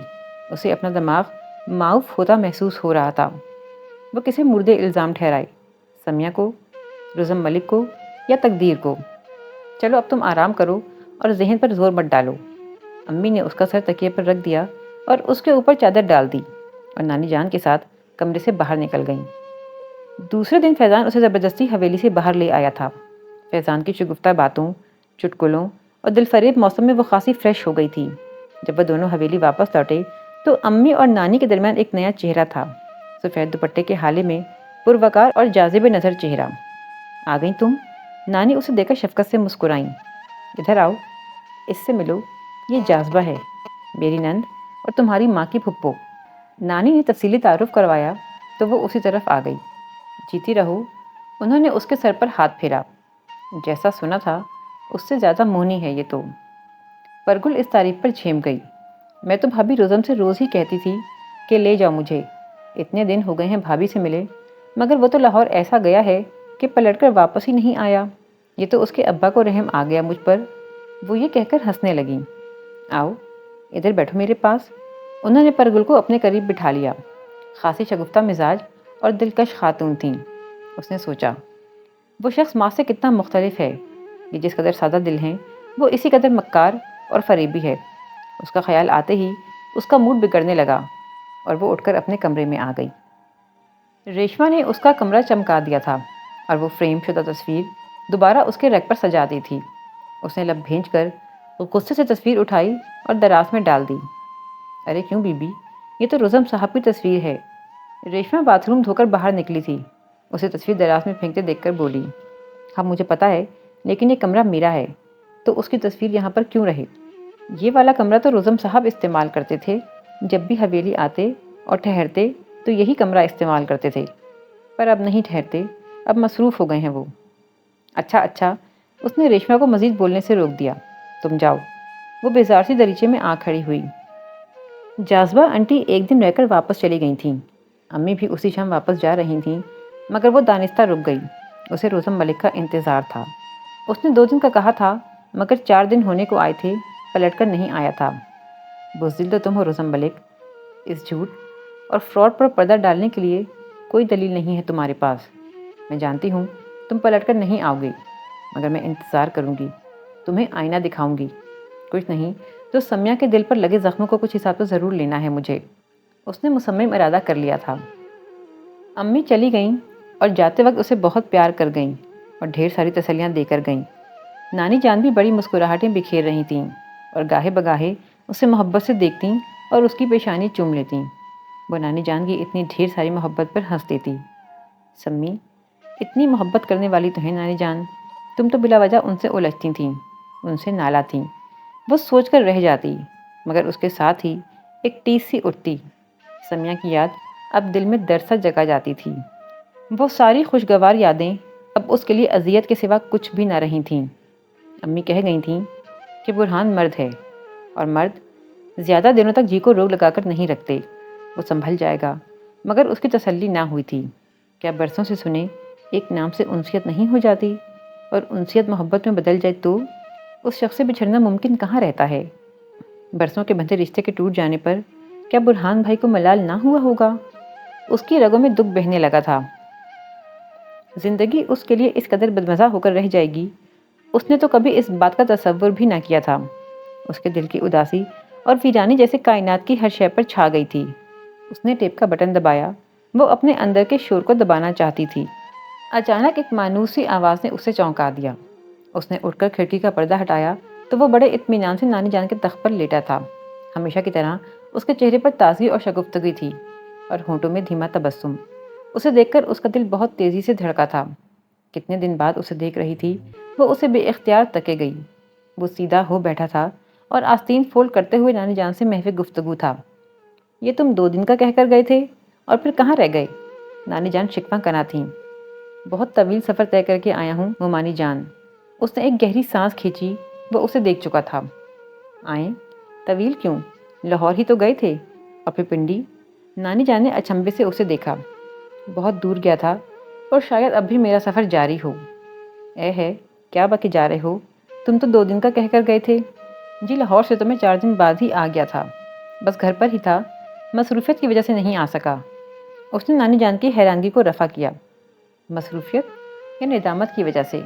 وہ سوچ کر رہ گئی۔ جاذبہ آئی تھی میرے پاس۔ نانی جان قدر توقف کے بعد بولی۔ مجھے علم ہے۔ اچھا، تو تمہاری تفصیلی بات ہو گئی ہے جاذبہ سے؟ نانی جان کے لبوں پر معنی خیز مسکراہٹ بکھر گئی۔ اسی لیے دوڑے چلے آئے، ورنہ تو صورت بھی نہ دکھاتے۔ ارے مومانی جان، خدا سے ڈریے، کیا میں ہمیشہ نہیں آتا؟ بس اس بار کہا نا، مصروفیت کے باعث نہ آ سکا۔ اس نے کہا تو نانی جان ہنس دیں۔ جاذبہ کی سعدیہ سے بھی بات ہو گئی ہے، سعدیہ بھی انہیں دنوں آئی تھی میرے پاس۔ مومانی جان، جو آپ اور امی چاہتی ہیں، ضروری تو نہیں کہ وہ تقدیر میں لکھا بھی ہو۔ اس نے سنجیدگی سے کہا۔ بہت قریب نظر آنے والی منزل سراب بھی تو ہو سکتی ہے۔ پیاسے کو صحرا میں ہر جگہ نخلستان کا گمان ہی ہوتا ہے، اور وہ بس گمان ہی ہوتا ہے۔ اس نے اب براہ راست اسے دیکھا تھا۔ دونوں کی نگاہیں لہجہ بھر کو ملیں تو اس نے گھبرا کر پردہ کھینچ لیا۔ اس کی پیشانی عرق آلود ہو گئی اور دل پوری قوت سے دھڑکے گیا۔ اس کے جملے دل میں عجیب سا احساس جگا گئے۔ مومانی جان، آپ کی دلاری نواسی کے مزاج کیسے ہیں؟ وہ اب مسکرا کر نانی جان سے پوچھ رہا تھا۔ بڑے درد بھرے گانے سننے جا رہے ہیں۔ وہ ہنس رہا تھا اور پرگل نے لب بھینچ لیے۔ بدتمیز۔ وہ دوبارہ کرسی پر بیٹھ گئی۔ تمہیں حویلی میں دیکھ کر بے حد خوشی ہوئی۔ یقیناً تمہیں میرا انتظار رہا ہوگا۔ وہ دروازے سے ہٹ کر اندر آ گیا تھا۔ ہاں، اس لیے کہ میں جاننا چاہتی تھی وہ حقیقت جو بقول آپ کے سچ ہے۔ وہ استہزائیہ ہنسی، مگر شاید 2 دن بہانہ تراشنے کے لیے کم تھے۔ اس کی بات پر روزم ملک کے چہرے پر گہری سنجیدگی پھیل گئی۔ وہ اس کے سامنے آ کھڑا ہوا۔ کاش پرگل، تم اپنی خود ساختہ سوچوں کے جال میں قید نہ ہوتیں۔ اس کے لہجے میں گہرا تعصب تھا۔ میں نے ہمیشہ عورتوں کی عزت کی ہے، ان کا احترام مقدم جانا ہے، مگر اس نے جیب سے ایک تہہ شدہ کاغذ نکال کر اس کی طرف بڑھایا۔ مگر جو اپنی عزت کروانا ہی نہ چاہتے ہوں تو ہم کیا کر سکتے ہیں؟ گل، مجھے کوئی ندامت نہیں ہے، میرا سر اٹھا ہوا ہے، میں تمہارے لگائے گئے الزامات سے بری ہوں۔ ہاں، اتنا قصور میرا ضرور ہے کہ میں اپنی بے تکلف طبیعت کے ہاتھوں سمیہ نواز سے خوشگوار انداز میں بے تکلف رہا، مگر یہ بھی سچ ہے کہ میرے دل میں ہمیشہ یہ خیال رہا کہ وہ برہان کی منگیتر ہونے کے ناطے میری بھابھی ہے اور میرے لیے لائق احترام۔ اس سے آگے نہ میں نے سوچا اور نہ میرے دل میں کوئی خیال گزرا۔ بہرحال میری زبان پر تم شاید اعتبار نہیں کرو گی۔ ہاں، اگر سمیہ نواز کی ہینڈ رائٹنگ پہچان سکتی ہو تو پھر مجھے یقین ہے تمہیں سمجھانے کے لیے مجھے مزید دلائل اور ثبوت کی ضرورت پیش نہیں آئے گی۔ یہ کیا ہے؟ پرگل کا دل دھڑک اٹھا۔ کاغذ اس کے ہاتھ میں کام گیا۔ یہ سمیہ نواز کا وہ خط ہے جو وہ مجھے جاتے وقت دے گئی تھی۔ وہ ہنوز سنجیدہ تھا۔ ہلکی گرین لیٹر پیڈ سمیہ استعمال کرتی تھی اور پرگل نے یہ اکثر اس کے پاس دیکھا تھا، اور اس وقت بھی اسی کلر کا صفحہ اس کے ہاتھ میں تھا۔ اس نے آہستگی سے کھول دیا۔ وہ ہزاروں میں سمیہ کی رائٹنگ پہچان سکتی تھی، پھر اسے مغالطہ کیوں کر ہوتا؟ وہ بلا شبہ سمیہ کے ہاتھ سے ہی لکھی گئی تحریر تھی۔ روزم ملک، میں بڑی فرینک لڑکی ہوں، اسے آپ میری صاف گوئی سمجھ دیں۔ میں نے ہمیشہ وہی کیا جو میرا دل چاہا، وہ حاصل کیا جس کو میرے دل نے پسند کیا۔ سیدھی سی بات ہے کہ آپ مجھے اچھے لگے، میرا مطلب ہے میں آپ کو پسند کرنے لگی ہوں۔ جو چیز اچھی لگے اسے اچھا کہنا میری عادت ہے، اور پھر محبت تو ویسے بھی انسان کو بہادر بنا دیتی ہے۔ کیا میں آپ کی طرف سے کسی حوصلہ افزا جواب کی توقع رکھوں؟ گو کہ یہ سارے جذبات یک طرفہ ہیں، مگر میں مایوس نہیں ہوں اور بے حد امید سے یہ خط لکھ رہی ہوں۔ آپ سوچتے ہوں گے کہ میں تو انگیجڈ ہوں اپنے کزن برہان سے، مگر روزم صاحب، میں برہان حماد کو آپ کی خاطر چھوڑ سکتی ہوں۔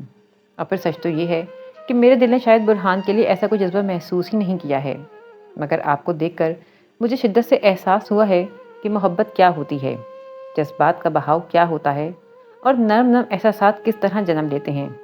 پلیز یہ خط اور اس کی باتیں پرگل سے مخفی رکھیے گا، وہ بڑی بے وقوف ہے، پل بھر میں جذباتی ہو جائے گی۔ حوصلہ افزا جواب کی منتظر سمیہ نواز۔ پرگل کی آنکھوں میں اندھیرا چھانے لگا، کاغذ اس کے کانپتے ہاتھوں سے پھسل گیا۔ یہ سب؟ اس نے تحیر آمیز بے یقینی سے روزم ملک کو دیکھا، جس کے چہرے پر سنجیدگی اور دکھ ہلکولے لے رہا تھا۔ میں نے بہت چاہا کہ سمیہ نواز کی اس حماقت پر پردہ ہی رہے اور یہ خط میں پھاڑ ڈالوں، مگر خط مجھے سنبھال کر رکھنا پڑا۔ تم سمیہ کو بہت معصوم اور پارسا سمجھتی تھیں اور مجھے بہت پست انسان خیال کر لیا تھا تم نے۔ میں مانتا ہوں بہت سے مرد عورتوں سے فراڈ کرتے ہیں، مگر ہر مرد ایسا نہیں ہوتا، اور نہ ہی ہر لڑکی اتنی پارسا۔ اور یہ خط میں نے محض اسی لیے سنبھال کر رکھا تھا کہ یہ میری بے گناہی کا ثبوت تھا، تمہاری عدالت سے بری ہونے کے لیے۔ وہ اس کے سامنے آ گیا۔ میں تو خوش تھا کہ سہیل سے اس کی منگنی کی خبر سن کر شاید میری طرف سے تمہارا دل صاف ہو جائے گا، مگر خیر، سہیل اس کا کلاس فیلو ہے، کروڑ پتی باپ کا عیاش بیٹا ہے، جس پر سمیہ نواز دل و جان ہار چکی ہے۔ اب بھلا اس کو برہان میں کیا دلچسپی محسوس ہوگی اور روزم ملک کا کہاں انتظار ہوگا؟ بہت نادان ہے سمیہ نواز، نہیں جانتی کہ ہر چمکتی چیز سونا نہیں ہوتی۔ اس نے تعصب سے لب دانتوں میں جکڑ لیے، دونوں ہاتھوں میں چہرہ چھپائے پھوٹ پھوٹ کر رو دی۔ کیا واقعی محض خونی رشتے کی محبت میں اس نے سمیہ کو اتنا پارسا بنا رکھا تھا؟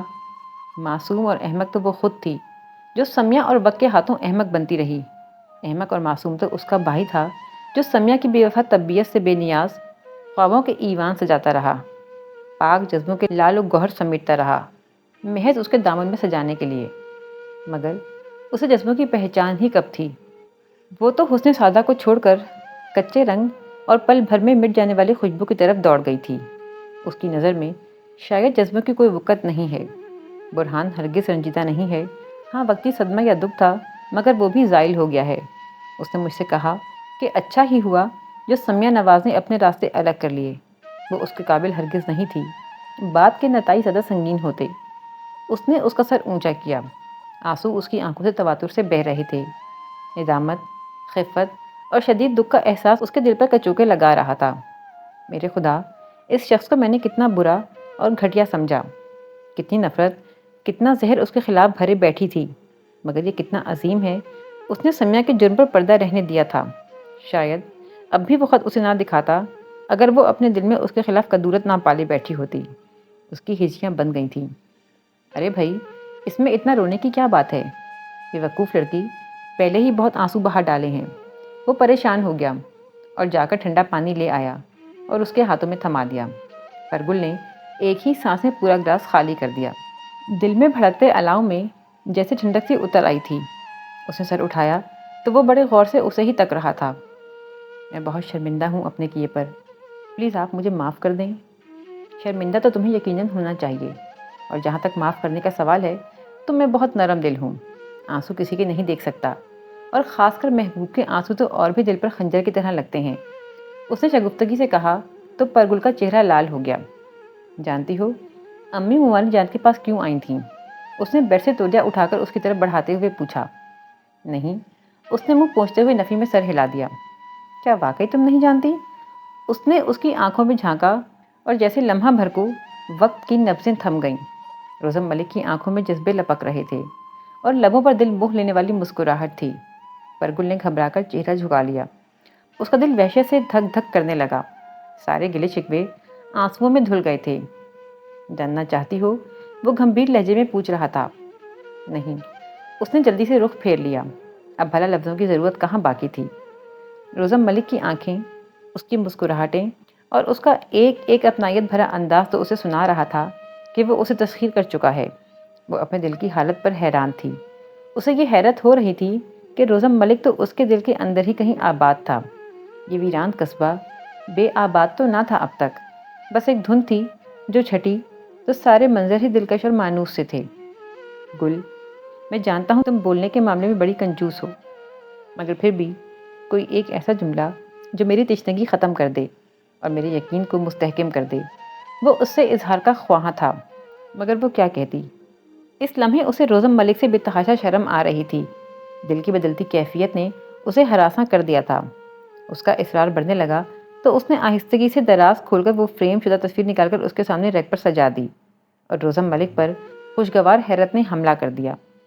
ارے میرا تو خیال تھا کہ تم یہ تصویر اب تک پھاڑ چکی ہوگی، مگر وہ جھیپ گئی۔ ہاں، اس کا خیال اپنی جگہ درست ہی تھا۔ جس قدر بدتمیزی کا مظاہرہ وہ کرتی رہی تھی، اس سے امید تو یہی کی جا سکتی تھی، مگر وہ چاہتے ہوئے بھی ایسا نہ کر سکی تھی۔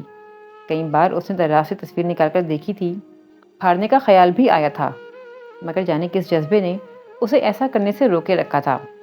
روزم ملک نے سرشار ہو کر اسے تھام کر اس کا رخ اپنی طرف کر لیا اور فرط مسرت سے اس کے ہاتھ تھام لیے۔ گل، اس وقت میرا دل کسی ایسے بچے کی طرح اچھل کود کر رہا ہے جسے اپنی مطلوبہ چیز بہت انتظار اور بہت محنت کے بعد حاصل ہوئی ہو۔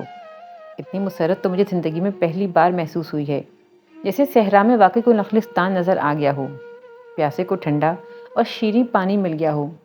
اس کا لہجہ جذبات سے مخلوط تھا اور مخمور نگاہیں محبت کا ایک خزانہ لٹائے دے رہی تھیں۔